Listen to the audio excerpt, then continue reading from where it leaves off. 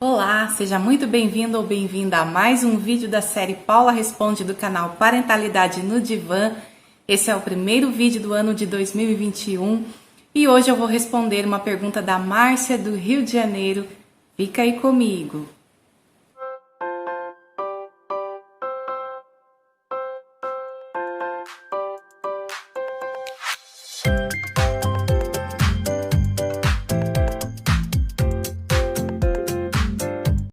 Vamos lá para a pergunta da Márcia. Tenho 2 filhos, um de 7 e um de 5. Ultimamente venho percebendo uma certa rivalidade entre eles. Como lido com isso?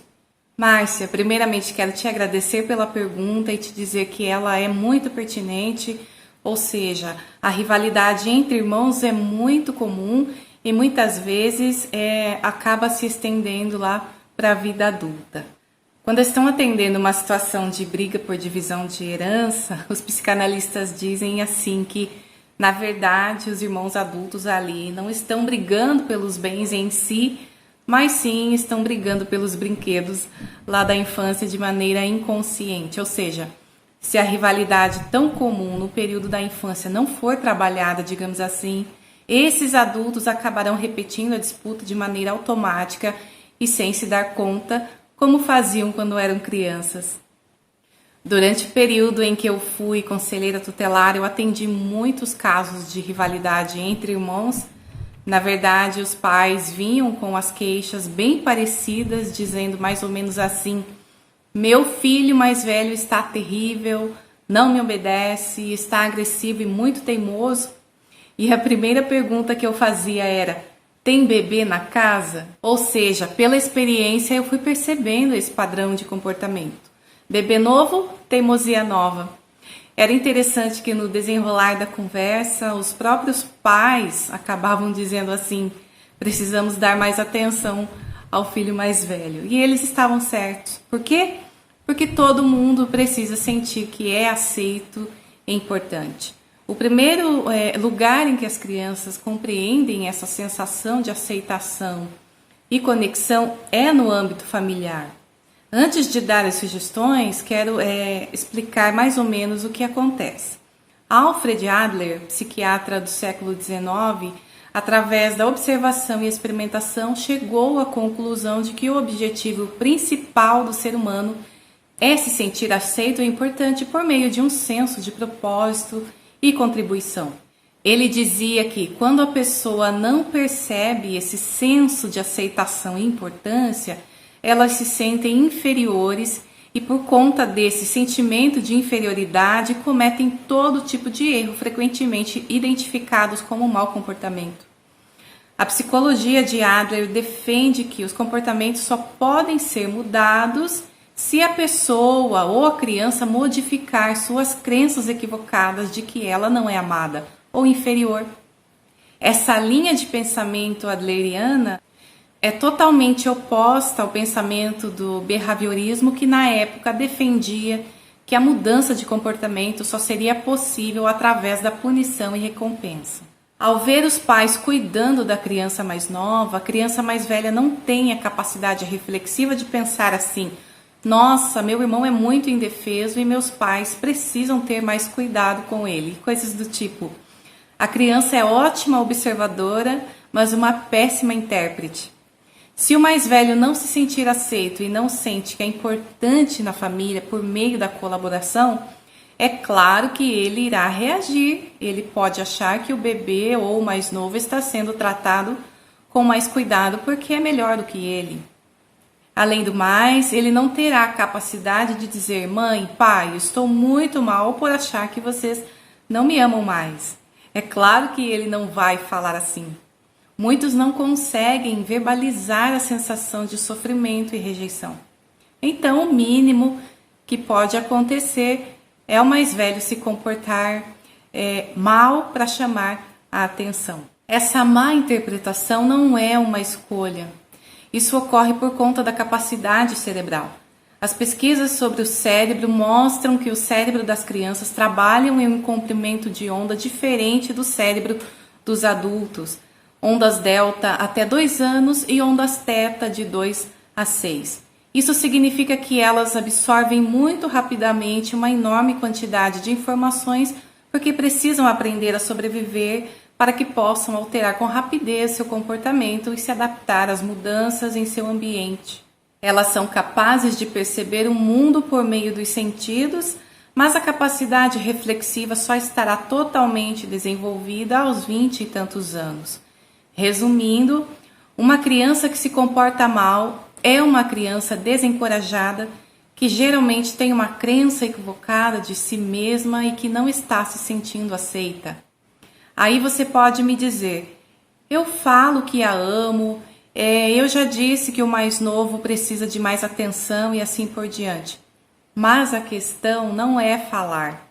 As crianças raramente ouvem palavras, as crianças ouvem ações, justamente pela questão cerebral. Veja só, se você diz que a ama, mas no momento em que ela estiver se comportando mal, justamente por não perceber esse amor, você a corrige brigando, punindo e até surrando, ela não verá como correção e sim irá reforçar ainda mais a crença equivocada de que não é bem-vinda e aceita, tão longe e importante para a família. Mas atenção, não significa que ao ver uma criança se comportando mal, temos que dar diagnóstico e sair dizendo por aí que os pais estão rejeitando ou desprezando o filho ou filha mais velha. Não se trata disso. Não é porque a criança está se sentindo deslocada que os pais estão errando, digamos assim. Todo mundo passa por isso e é extremamente importante essa percepção na infância de que não somos os únicos, que o colo não é só nosso, de que a mãe também precisa dar atenção aos irmãos e etc. Precisa sim dividir o espaço, dividir os brinquedos e praticar a tolerância. É no âmbito familiar que aprendemos tudo isso. Mas você pode estar se perguntando, tá, mas a questão é que o mais novo também está se comportando mal. É claro, toda ação gera uma reação, até porque o mais velho não vai pegar leve com o irmão, afinal, por culpa dele é que o mais velho está se sentindo rejeitado. Então tudo é motivo para briga e o mais novo vai dar um jeito de revidar, absolutamente normal e saudável.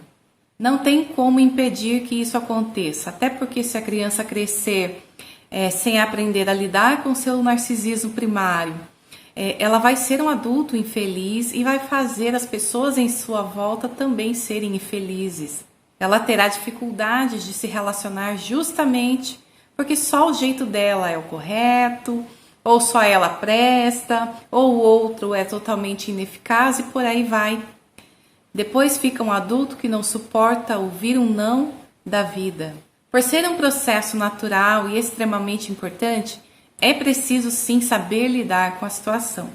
Quando a gente começa a entender como tudo funciona na perspectiva da criança, fica bem mais fácil aplicar ferramentas que fortaleçam os vínculos familiares, mesmo em meio a tanta turbulência. É nesse contexto familiar que as crianças vão tentando encontrar maneiras de serem únicas, de serem aceitas e se sentirem importantes.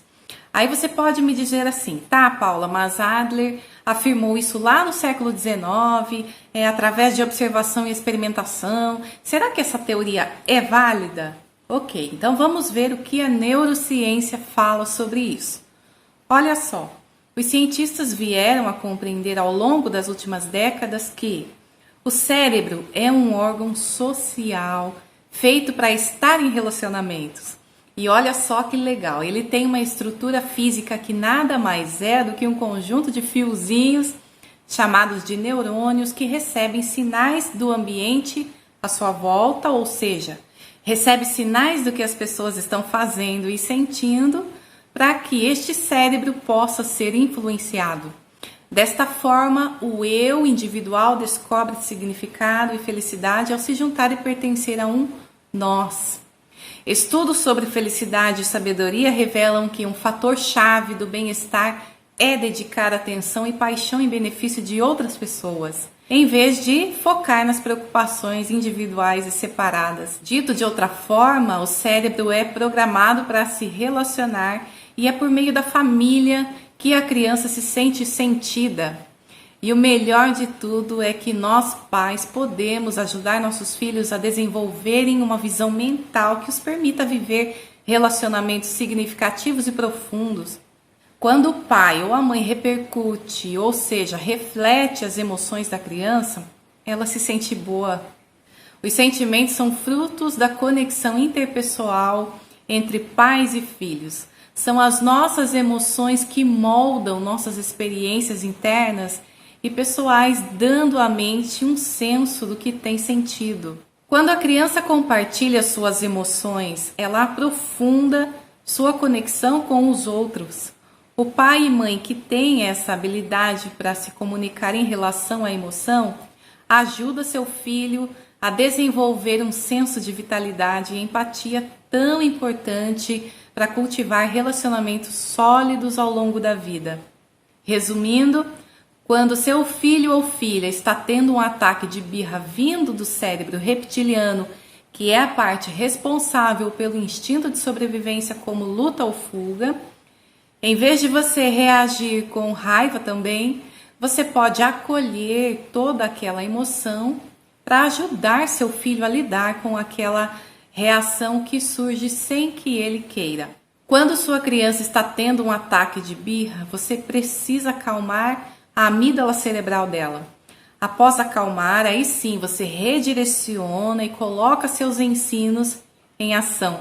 Não adianta querer dar sermão na hora da birra. Se você a fizer engolir o choro, ela até pode ficar quieta por conta do medo, porém isso não funciona a longo prazo. Ser pai e mãe é conectar-se emocionalmente com os filhos, ajudando-os a lidar com as emoções que surgem devido a uma questão cerebral de defesa natural dado a todos nós desde que nascemos. Com base na psicologia de Adler, disciplina positiva, estudos da neurociência e cientistas da parentalidade, sim, o ser humano precisa se sentir sentido e conectado, com capacidade de colaborar para se sentir importante. Retomando então a pergunta da Márcia, vou dar aqui algumas sugestões com base nas ferramentas da disciplina positiva em relação à rivalidade entre irmãos. Vamos lá. O mais velho se sente destronado com a chegada do mais novo. Se coloque no lugar dele. Imaginou seu marido ou sua mulher com um amante? Ruim, né? Isso é fato. É um sofrimento relevante, por mais que você não esteja o abandonando, essa é a realidade psíquica dele. Então não podemos invalidar esse sentimento de abandono. Pelo contrário, temos que aprender a lidar com ele e ainda tirar proveito, já que é muito saudável para as crianças aprenderem que não são os únicos e que precisam sim dividir os espaços. Nunca diga, você não deveria se sentir assim. Permita que as crianças sintam o que sentem. Não é o nosso papel como pai e mãe super proteger os filhos, salvando-os de sentir emoções que geram sofrimento. Mas atenção, não estou falando que temos que causar frustrações, não é isso. Quero dizer que não podemos salvá-los desses sentimentos gerados a partir daquilo que é próprio da vida. Outra coisa, não assuma que o mais velho é o agressor e o mais novo a vítima. A gente não vê, mas em muitos casos é o mais novo que começa a encrenca. Também não coloque a carga no mais velho dizendo que ele tem que ser o exemplo ou que ele tem que tolerar as agressões do mais novo só porque é mais velho. Isso não é legal. Mesmo que o mais novo não tenha capacidade cognitiva de entender o que você quer ensinar, inclua ele no ensino, do tipo, ei, vou dizer a mesma coisa para vocês dois. É assim, assim e assado. Tá vendo? Dessa forma, o mais velho irá notar que ele e seu irmão estão no mesmo patamar, para não ser o caso de interpretar que somente ele é corrigido e que o mais novo tem uma certa vantagem. Se você tem o hábito de tirar uns minutinhos do dia para fazer a respiração profunda com eles, na tentativa de ensiná-los a se acalmar, assim que perceber a rivalidade, poderá chamá-los para a pausa positiva, retirando-se ao local de costume. Depois, quando estiverem calmos, você poderá dizer, vamos encontrar uma solução? Ou seja, inclua-os. Lembra que para se sentir importante, a criança precisa colaborar? Reforce dizendo assim: nós precisamos de um ambiente legal e para isso é necessário que vocês colaborem. O que podemos fazer sobre esse assunto? No caso de crianças mais novas, você poderá incluir um ritual de gestos carinhosos para praticarem antes de dormir ou quando acordarem. Tenha um tempo individual com cada filho durante o dia. Não importa a quantidade e sim a qualidade, mas atenção. É claro que se um estiver machucando o outro, você terá que intervir e separar para depois aplicar as ferramentas para resolver a rivalidade. Outra coisa, não tenha o hábito de comparar seus filhos, nem que a sua intenção seja de tentar motivá-los. Por exemplo, você tem que ser responsável igual seu irmão ou sua irmã. Gente, isso só favorece a rivalidade. Não foque na competição e sim na cooperação. Pense que cada um tem uma personalidade e que você os ama de maneira incondicional. Antes de analisar sobre a questão da rivalidade entre seus filhos, analise o seu estilo parental para ver se de repente você não está dando muita ênfase ao mais novo e deixando o mais velho de lado, justamente por pensar que ele, por ser mais velho, já sabe se virar sozinho. Outra coisa, não se culpe, a culpa não leva a lugar algum, além do que é no âmbito familiar que aprendemos a lidar com o diferente, assumindo nosso espaço ao mesmo tempo em que respeitamos o espaço do outro. E lembre-se, cada um tem seu lugar na família, independente da hierarquia de nascimento. E outra coisa, sempre haverá desentendimentos. Não existe família perfeita, porém, com as ferramentas da disciplina positiva, o que dá para fazer é redirecionar esses momentos desafiadores para um aprendizado legal de que cada um deve ter seu espaço e que o direito de um termina quando o direito do outro começa. Então era isso que eu gostaria de conversar com vocês no vídeo de hoje. Beijos para Márcia que me enviou a pergunta e beijos para você que ficou comigo até o final. Fiquem à vontade para me enviar perguntas. Meu Insta é @psipaulablum. Na semana que vem tem mais, se Deus quiser. Até lá!